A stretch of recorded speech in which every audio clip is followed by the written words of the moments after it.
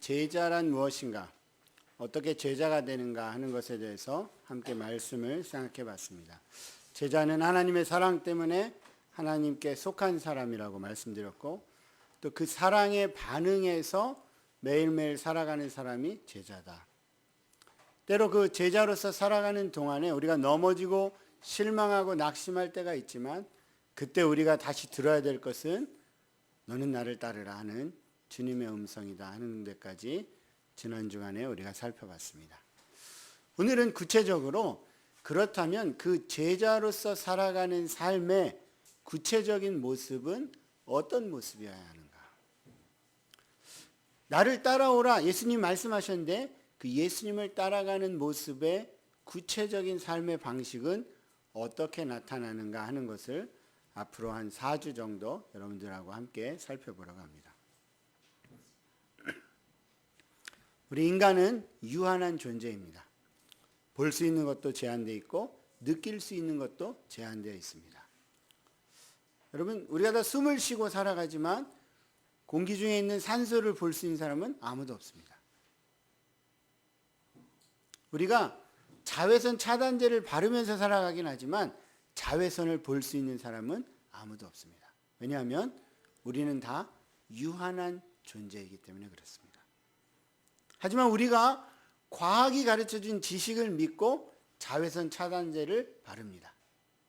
이것처럼 인간은 누구나 다 유한한 존재이기 때문에 어떤 것인가를 의지하지 않고 살아갈 수 없다는 말씀입니다. 우리는 누구든지 어떤 사람을 의지하든지, 아니면 어떤 과학적인 지식을 의지하든지, 아니면 우리가 경험한 어떤 것을 의지해서 우리 인생을 살아갑니다. 때로는 지식이나 돈이나 권력이나 세상에서 이것을 의지하면 그래도 나은 삶을 살 수 있다라고 하는 그 어떤 것 한 가지를 우리 마음 가운데 담고 살아가게 된다는 것입니다. 어떤 선교사 자녀가 한 명 있었는데 아프리카에서 성장했습니다. 근데 이 아프리카에서 성장한 선교사 자녀가 고등학교 때까지 아프리카에서 다니다가 이제 미국에 있는 대학에 가게 됐답니다. 미국에 있는 대학에 가서 그 기독교 대학이었는데 첫 번째 채플 시간, 예배 시간이 있어서 예배 시간에 이렇게 앉아 있는데, 앞에서 말씀을 전하시는 목사님이 하나님이 세상을 창조했다고 믿는 사람 손 들어봐라 이렇게 질문을 하셨답니다. 그랬더니 이 선교사 자녀였던 이 여학생이 손을 번쩍 들었대요. 그리고 주변을 둘러보니까 자기 말고 한 사람 더, 몇백 명이 모인 그 자리에 2명만 하나님이 세상을 창조했다는데 손을 들더라는 것입니다. 여러분, 우리가 다 예수를 믿는 것 같지만, 우리가 똑같은 인생을 살아가는 것 같지만, 결국 우리가 정말로 마음 가운데 무엇을 믿고 있느냐가 우리의 삶의 방향을 바꿔주고 우리의 삶의 내용을 다르게 만든다는 것입니다. 그래서 우리가 다 예수를 믿는다고 하는데 제자로서 우리는 어떤 삶을 살아가는 것인가? 특별히 오늘은 우리들이 가져야 되는 믿음이란 결국 무엇인가 하는 것에 대해서 여러분들과 함께 생각을 해보려고 합니다. 이 히브리서 본문 11장 너무 잘 아는 말씀이죠? 아마 더 이상 이야기하지 않아도 여러분이 잘 알고 계실 거예요. 근데 이 히브리서는 그 히브리서가 기록될 당시의 배경을 살펴보면 그때 초대교회 성도들은 아주 극심한 핍박 가운데 있었습니다. 어떤 성경학자는 이 히브리서가 한 AD 100년, 주후 100년 이전에 기록됐을 것이다 이렇게 보는 사람도 있고, 어떤 사람은 한 70년, 주후 70년 이전에 기록됐을 것이다 이렇게 보는 학자들도 있습니다. 학자에 따라서 다르긴 하지만 두 시기 모두 극심한 박해 가운데 우리 기독교 공동체가 놓여 있었던 시기인 것은 분명합니다.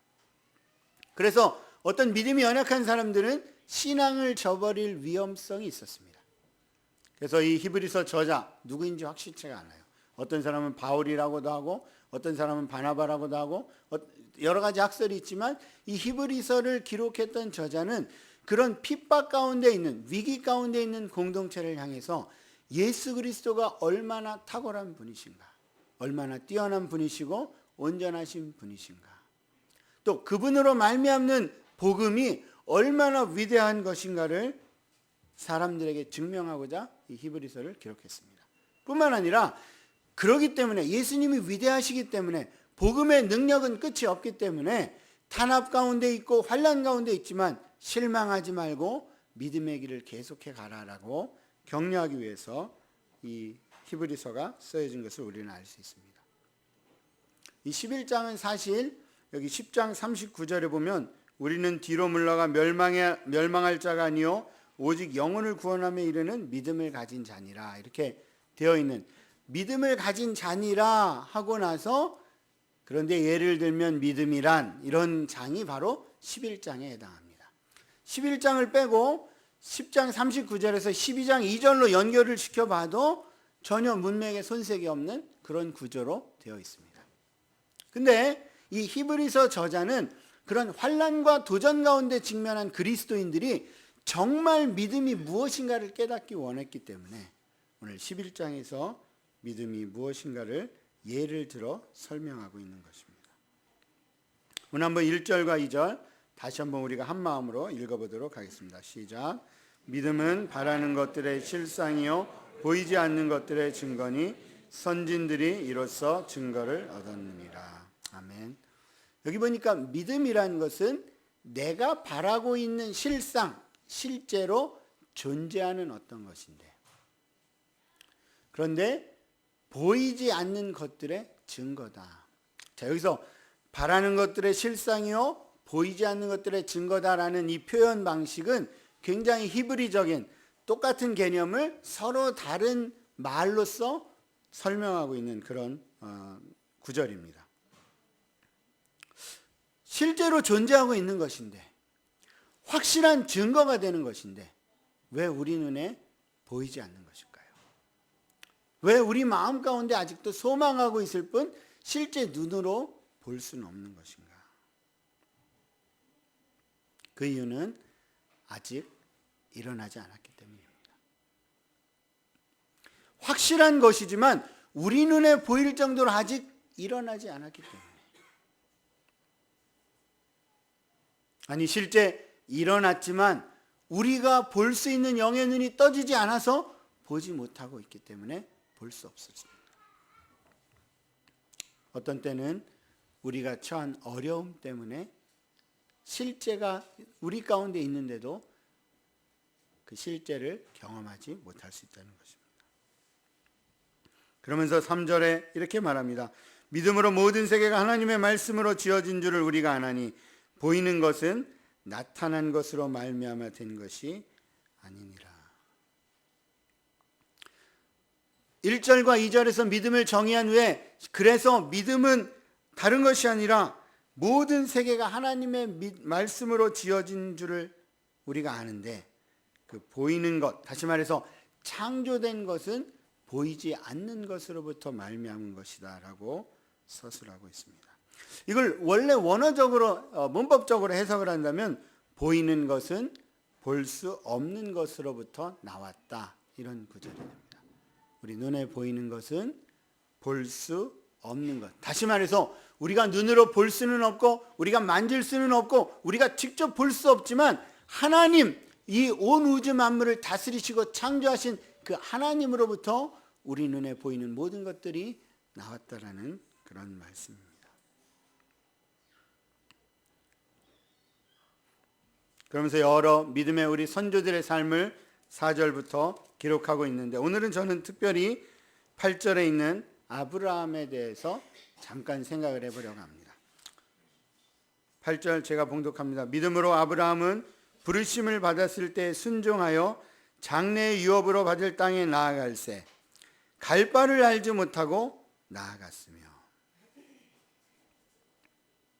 이 온 우주 만물을 만드신 하나님께서 아브라함을 부르셨습니다.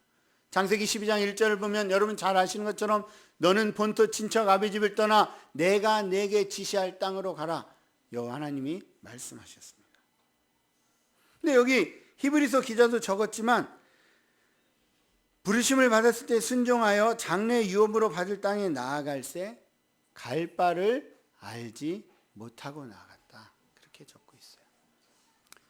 창세기 12장에도 하나님께서 아브라함에게 말씀하실 때 어느 땅으로 가라라고 말씀하신 적이 단 한 번도 없었습니다. 하나님께서는 아브라함에게 지도를 주신 적도 없었습니다. 요즘 그 흔한 내비게이션이 그때 있었던 것도 아니고 아무런 것도 인생의 좌표가 될 만한 게 없었는데 아브라함에게 나타나셔서 본토 친척 아버지 집을 떠나 내가 내게 지시할 땅으로 가라. 왜 그랬을까요? 아브라함은 왜 본토 친척 아버지 집을 떠나서 자기의 삶의 기반을 떠나서 하나님의 인도하심을 따라 걸어갔던 것일까요? 여러분, 지금이야 우리가 핵가족 시대가 돼서 이렇게 우리 가족끼리 살지만 아브라함이 살았던 그때 당시의 삶은 시족 공동체의 삶이었습니다. 그때 당시는 본토와 친척과 가족을 떠난다는 것은 결국 사회 기반으로부터 이탈되어서 나그네가 되고 심지어는 죽음에 곧 이르게 될 것이라는 것을 의미하고 있었던 것입니다. 그러나 아브라함이 하나님의 음성을 들었을 때 그는 갈 바는 알지 못했지만 그 말씀에 순종했습니다. 왜냐하면 하나님이 어떤 분인지를 그가 알았기 때문에. 눈에 보이는 삶의 실제가 전부가 아니라 눈에 보이진 않지만 그 살아계신 하나님, 온 우주 만물을 만드신 그 하나님이 어떤 분인지 아브라함은 알았기 때문에 그에게 음성이 들려졌을 때 그는 순종해서 비록 갈 자리가 어딘지는 몰랐지만 그는 집을 떠나고 과거로부터 떠나갈 수 있었던 것입니다. 바로 믿음의 삶은 하나님이 누구이신지, 예수님이 누구이시고 나를 위해 무엇을 하셨는지를 깨닫는 것부터, 그것을 받아들이는 것부터, 그 하나님을 믿는 것부터 시작되는 것이 바로 믿음의 삶입니다. 여러분, 하나님 믿으시죠? 몇 퍼센트 믿으세요? 아멘. 여러분, 정말 여러분의 모든 마음을 다해서 하나님만 신뢰하는 은혜가 여러분에게 있길 주의 이름으로 권합니다.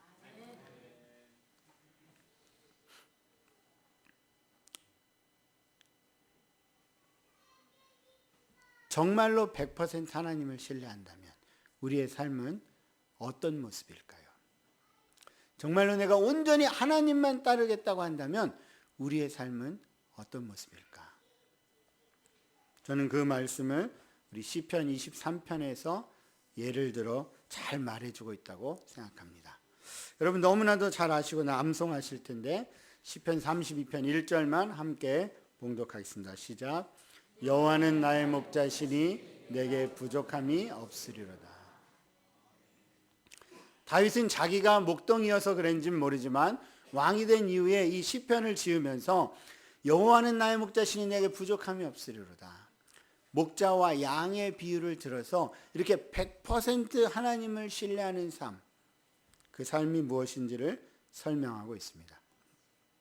여러분 양 많이 보셨어요? 양 별로 못 보셨죠? 한국에 양이 별로 없습니다. 제가 옛날에 뉴질랜드 살 때 뉴질랜드는 양천지였어요. 이렇게 산을 보면 양 반, 잔디 반 이럴 정도로 양이 많았습니다.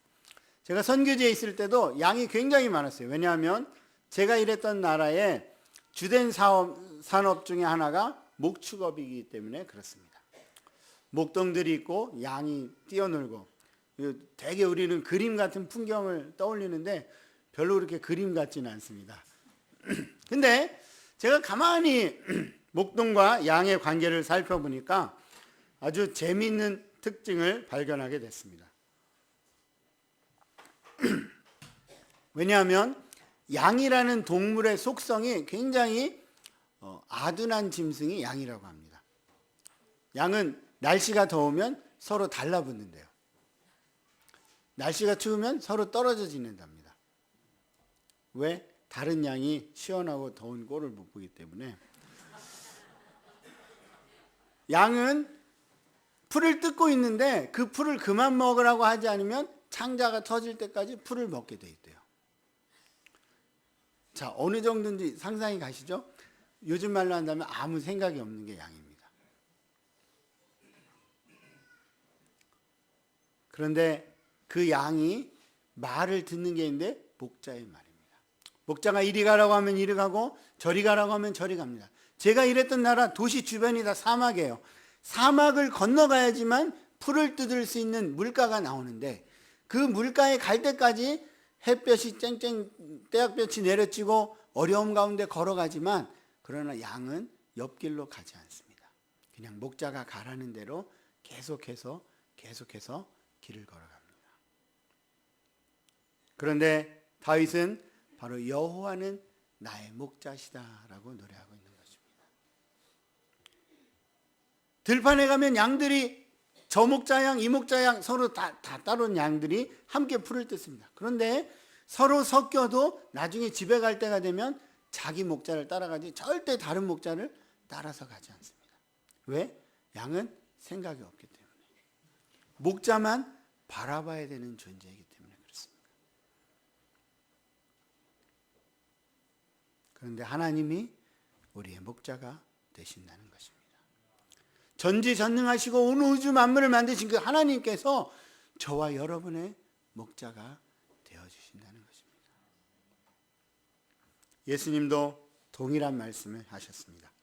요한복음 10장 14절 15절에 보니까 나는 선한 목자라 나는 내 양을 알고 양도 나를 아는 것이 아버지께서 나를 아시고 내가 아버지를 아는 것 같으니 나는 양을 위하여 목숨을 버리노라. 여호와 하나님 우리의 목자가 되주실 뿐만 아니라 그 하나님이신 예수님도 나는 선한 목자라 양은 내 음성을 알고 듣는다 말씀하셨습니다.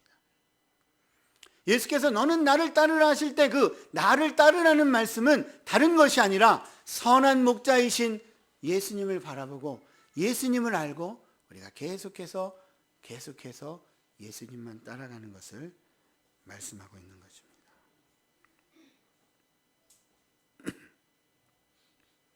저희가 이제 선교지로 떠나기로 하고 선교지를 놓고 기도할 때였습니다. 2001년이었는데 그때 어디로 갈까 고민이 많이 됐습니다. 막상 하나님의 부르심을 따라서 간다고 했는데 어디로 갈까? 선교지를 잘 골라야 되겠다 이렇게 생각하고 기도를 하고 있었습니다. 근데 그때 9.11 테러 사건이 일어났습니다. 2001년 9월 11일. 제가 영화를 보는 줄 알았습니다. 이렇게 빌딩이 무너져 내리는데 오늘 영화 하는 날이 아닌데 이렇게 생각하면서 보고 있는데 그게 뉴스였어요. 그리고 나서 이슬람 원리주의 또 이슬람권에 대해서 아주 스포트라이트를 받기 시작했습니다. 제가 그 전부터 우리 부부가 의사니까 이슬람권에 가면 좀 사람들을 잘 섬길 수 있지 않을까 이런 생각도 하고 있었습니다. 근데 그러던 차에 그 뉴스를 보고 집에 어느 날 이제 제가 이렇게 근무 안 하는 날이어서 휴일이어서 TV를 보고 있었습니다. 근데 아마 여기도 그런 우리 남자 성도님들 계실지 모르겠는데 제 취미가 이렇게 그 리모컨을 들고 소파에 앉아서 계속해서 이렇게 10초 간격으로 채널을 돌리는 그런 취미가 제가 있었어요. 근데 이렇게 채널을 돌리고 있는데 어떤 채널이 딱 나왔는데 교육방송이었던 것 같아요. 근데 거기에 이렇게 터번을 쓰고 총을 든 사람들이 뛰어다니는 어떤 화면이 딱 나오는 거예요. 그래서 이게 뭔가 싶어서 보기 시작했습니다. 보는데 그 탈레반 이슬람 원리주의에 대한 다큐멘터리였어요. 제가 그걸 이렇게 보고 있는데 야, 저 사람들 어떻게 저렇게 살까? 문명인데다가 이슬람 지도자가 해주는 말만 듣고 죽음도 불사하지 않는 그들의 삶. 그걸 보면서 저 사람들이 예수를 알았더라면 그러면 9.11 테러 같은 일은 없었을 텐데 이런 안타까운 마음이 들기 시작했습니다. 그래서 제가 나름 좀 센티멘탈합니다. 그래서 약간 이렇게 눈물을 글썽글썽하면서 보다가 하나님 저기 사람이 많이 필요할 것 같아요. 저런 데 선교사들 좀 많이 보내세요. 이렇게 하고 채널을 얼른 돌렸습니다. 그 이유는 원래 하나님께서 무슨 일을 시키시려면 마음에 감동을 주십니다. 그렇죠? 근데 그 순간 제가 이거 하나님 이런 감동에 더 이상 있다가는 내가 저기 갈지도 몰라 이런 마음이 들어서 얼른 채널을 돌렸습니다. 근데 그 다음날 아침에 큐티를 하는데 그게 자꾸 떠오르는 거예요. 그래서 내가 텔레비전을 잘못 봤구나. 그렇잖아요. 왜냐하면 제가 그 다큐멘터리를 보면서 야, 저런데 어떻게 사람이 살 수 있을까 이렇게 생각을 했었거든요. 근데 말씀 볼 때마다 그 마음에 부담이 돼서 기도를 하게 하셨습니다. 제가 기도하는데 그때 이제 그 미국하고 아프간 전쟁이 막 시작될 때였기 때문에, 근데 많은 군사 전문가들이 전쟁을 오래 할 것이다 이렇게 예측을 했습니다. 그래서 제 마음 가운데 별로 가고 싶지 않았기 때문에 하나님, 전쟁이 올해 안에 끝나면 제가 그쪽으로 가는 걸 한번 생각을 해보겠습니다. 이렇게 제 딴에 거꾸로 기도한다고 기도를 했습니다. 그러고는 속으로 전쟁이 끝나겠냐 이렇게 생각을 했어요. 근데 12월 초가 됐는데 전쟁이 거의 끝나는 것이에요. 그래서 기도를 잘못했구나. 그렇죠? 나름 머리 써서 기도한다고 했는데 이 기도를 잘못했구나 싶어서 다시 기도했습니다. 하나님, 아브라함이 롯을 구하러 갈 때 5번이나 기도를 바꿨는데 저 한 번만 바꾸게 해주세요. 그러고는 뭐라고 기도했냐면, 빈라덴이 잡히면 제가 그쪽으로 한번 가보겠습니다 이렇게 기도했어요. 빈라덴이 4년 전에 죽었습니다. 잡히지 않았고. 그리고 회심의 미소를 지었습니다. 거기 뭐 이제 다른 데 알아보자 이렇게 마음을 먹었는데, 2주 후에 저희 선교에서 성탄절 모임이 있어서 모임에 갔습니다. 그랬더니 그때 본부장님이 말씀하시는데 갑자기 아프간 전쟁 이야기를 하시는 거예요. 그러면서 하시는 말씀이 빈라덴이 잡히느냐 안 잡히느냐, 이건 하나님의 관심사가 아닙니다. 하나님의 관심사는 그쪽으로 가는 길을 열어두셨는데 누가 거기 가서 사람들을 섬길 것인가, 이게 하나님의 관심사입니다. 이렇게 말씀을 전하시는 거예요. 제가 쇼킹했습니다. 누구한테 그 기도를 알려준 적이 없는데. 하지만 아이들 때문에 갈 수가 없었어요. 그래서 다시 기도했어요. 하나님, 저는 가지만 애들은 어떻게 하시려고 그래요? 애들 때문에 못 가요. 이렇게 이제 마지막 버팀수. 근데 그해 송구영신 예배 갔는데 이 시편 23편 말씀을 우리 담임 목사님이 설교를 하셨어요. 근데 대개는 1절, 2절을 설교를 많이 하십니다. 그렇죠? 푸른 초장, 쉴만한 물가를 많이 설교하시는데 우리 담임 목사님은 5절, 사망의 음침한 골짜기로 내가 다니지 않을 것을, 이걸 설교를 하시면서 예를 든 나라가 파키스탄, 아프가니스탄을 예를 들죠. 그 전쟁하는 그런 상황 가운데 간다 할지라도 여호와는 우리의 목자가 되어주십니다.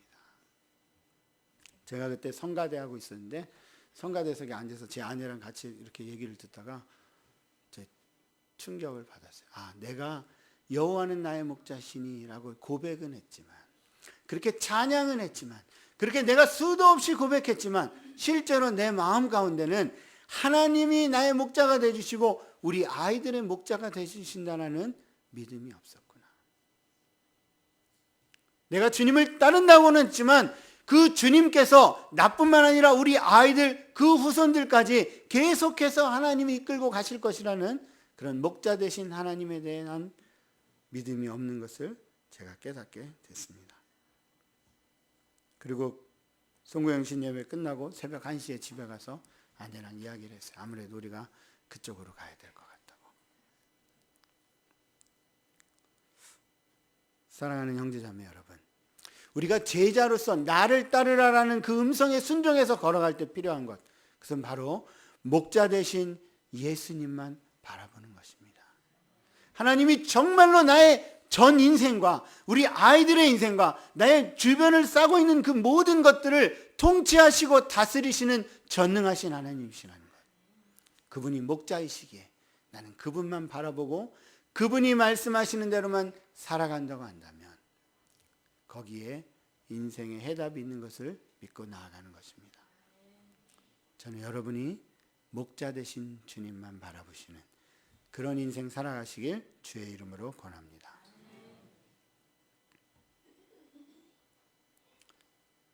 근데 이렇게 하나님을 신뢰하고 따르기 위해서 필요한 것이 있습니다. 그것은 바로 그 하나님이 나에게 원하시는 뜻이 무엇인지를 아는 것입니다.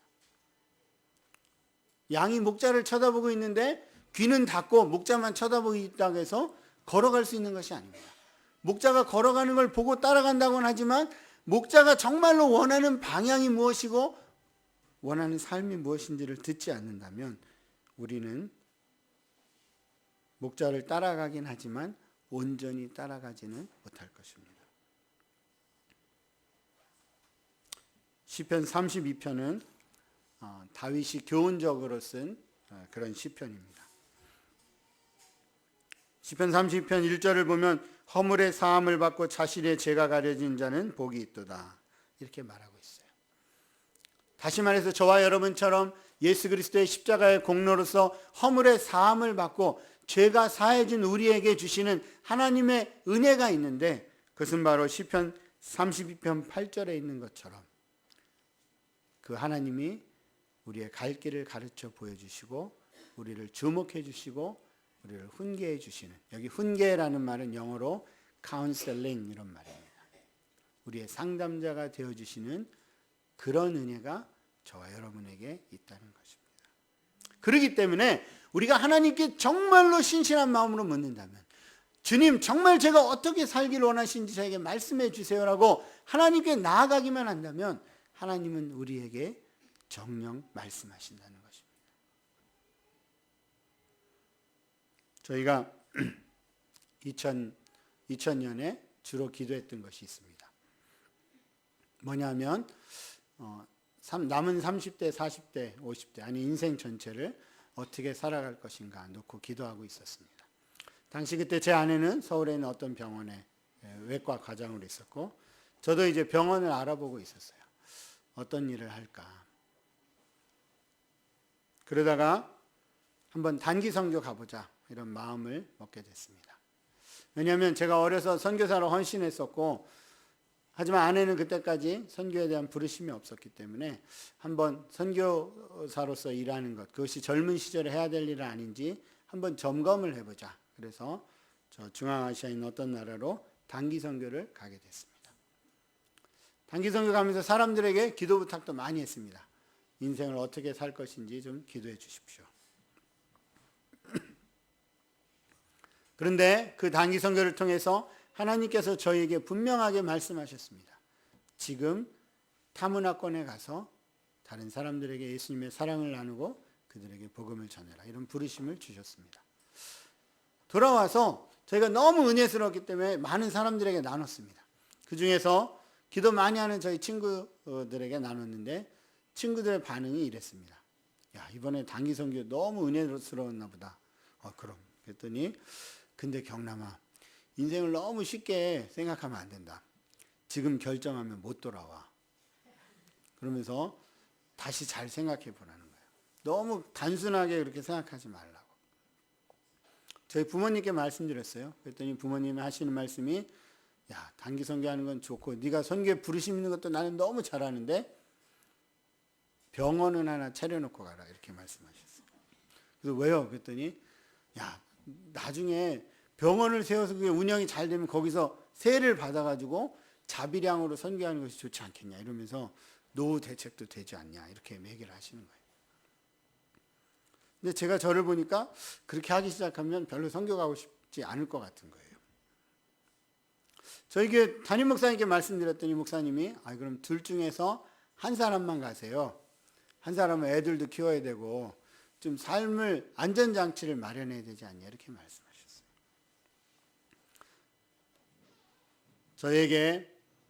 저희를 걱정 어린 시선으로 바라보며 조언했던 분들의 공통적인 말은 너무 무모하지 않는가 하는 도전이었습니다.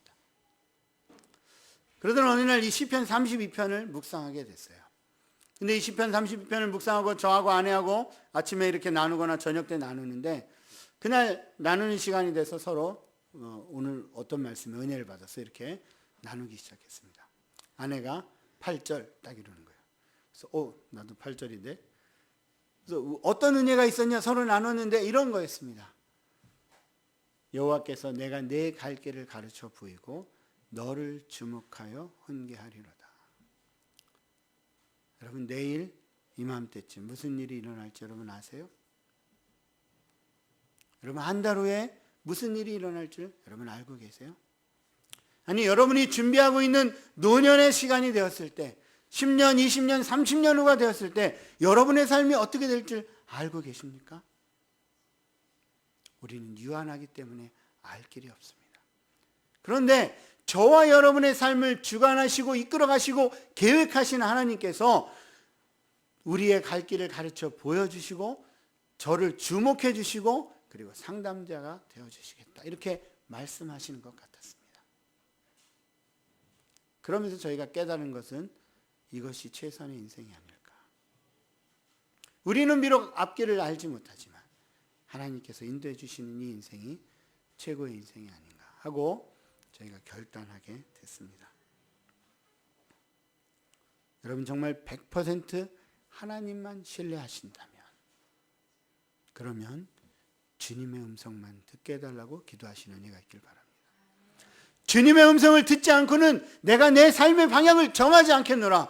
하나님께서 말씀하시기 전까지 내가 그 어떤 것도 실행하지 않겠노라고 다짐하고 주님의 음성을 간구하십시오. 그런데 주님의 음성을 들을 때 장애물이 있습니다. 그 장애물은 바로 로마서 12장 2절에 있는 것처럼 이 세대가 우리에게 말하고 있는 것들이 방해가 됩니다. 사도 바울 선생님은 로마에 있는 성도들에게 이렇게 말합니다. 너희는 이 세대를 본받지 말고 오직 마음을 새롭게 함으로 변화를 받아 하나님의 기뻐하시고 선하시고 온전하신 뜻이 무엇인지 분별하도록 하라. 여기서 말하는 이 세대, 영어로 하면 the pattern of the world 이런 말인데 세상이 돌아가는 방식, 세상 사람들이 살아가는 방식을 이 세대라고 말합니다. 여기 본받다라는 말은 어떤 틀이 있는데 그 틀에다가 어떤 걸 끼워 넣어가지고 틀에 딱 맞게 만드는 걸 본받다라는 헬라어의 언어적 의미입니다. 다시 말해서 세상은 저와 여러분에게 계속해서 메시지를 던집니다. 지금 이게 삶의 표준이야. 여기에 너를 맞춰라. 이렇게 행동하는 것이 삶의 표준이고 그것이 인간다운 것인데 거기에 너를 재단에서 넣으라고 말하고 있다는 것입니다. 그런데 우리가 정말로 하나님의 뜻을 분별하고자 한다면 여기 보니까 이 세대를 본받지 말고 마음을 새롭게 함으로 변화를 받아 그때야 하나님의 선하시고 기뻐하시고 온전하신 뜻, 다시 말해서 목자가 되신 아버지 하나님의 그 뜻이 우리에게 분명하게 전해지고 우리가 알게 된다는 것입니다. 여러분 오늘 한번 되돌이켜 생각해 봅시다. 내 안에 아직도 뿌리 박고 있는 이 세대가 말하고 있는 삶의 표준은 없는가? 내가 하나님을 100% 신뢰한다고 하지만 여전히 주님 이건 제 영역이에요. 이건 이 세상이 말하는 게 맞아요 라고 내가 아직도 내 마음 한켠을 주님께 내어드리고 있지 않는 그런 부분은 없는가? 그리고 그것을 다시 주님께 드리고 주님께 간구합시다. 주님, 저에게 제 남은 인생에 대하여 말씀해 주십시오.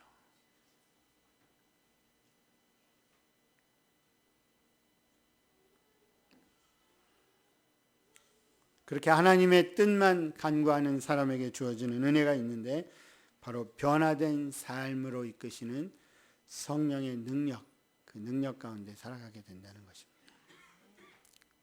비록 우리는 변화할 능력이 없지만, 비록 우리는 예수님을 따라갈 수 있는 힘이 없지만 우리가 하나님께 들은 대로 내가 그렇게 살겠노라고 결단하고 순간순간 목자를 따라가는 양처럼 걸어갈 때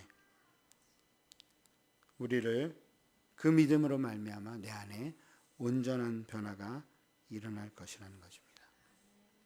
에베소서 4장 13절 이하의 말씀 우리에게 이렇게 말합니다. 함께 합독하겠습니다. 시작. 우리가 다 하나님의 아들을 믿는 것과 아는 일에 하나가 되어 온전한 사람을 이루어 그리스도의 장성한 분량이 충만한 데까지 이르리니 이는 우리가 이제부터 어린아이가 되지 아니하여 사람의 속임수와 간사한 유혹에 빠져 온갖 교훈의 풍조에 밀려 요동하지 않게 하려 함이라. 오직 사랑 안에서 참된 것을 하여 범사에 그에게까지 자랄지라. 그는 머리니 곧 그리스도라. 아멘. 이것은 에베소 교회에 주신 말씀인 동시에 에베소 교회에 속한 성도들에게 주셨던 말씀입니다. 여기 마지막에 보면 범사에 그에게까지 자랄지라. 우리가 예수를 따를 때, 목자이신 하나님을 따라갈 때, 그때 하나님의 음성대로 살아가는 사람, 이 세대의 가치를 배격하고 내가 하나님으로만 충만한 삶을 살겠다라고 고백하는 그 사람에게 주어지는 은혜와 축복이 있는데, 모든 삶의 영역에 있어서 총체적으로 그리스도에게까지 자라는 그런 은혜가 있게 된다는 것입니다. 저는 여러분들이 그런 은혜를 사모하시는 은혜가 있길 원합니다. 그 은혜는 어떤 것입니까? 진리가 무엇인지를 알게 된다는 것입니다. 나를 묶고 있었던 여러 가지 욕망이 다 날아가고 거기서 내가 온전한 자유함을 느끼는 그 자유가 우리에게 찾아온다는 것입니다. 예수님이 말씀하셨던 것처럼 내 말이 너희 안에 거하면 너희가 내 제자가 되고 진리를 알지니 진리가 너희를 자유롭게 하리라.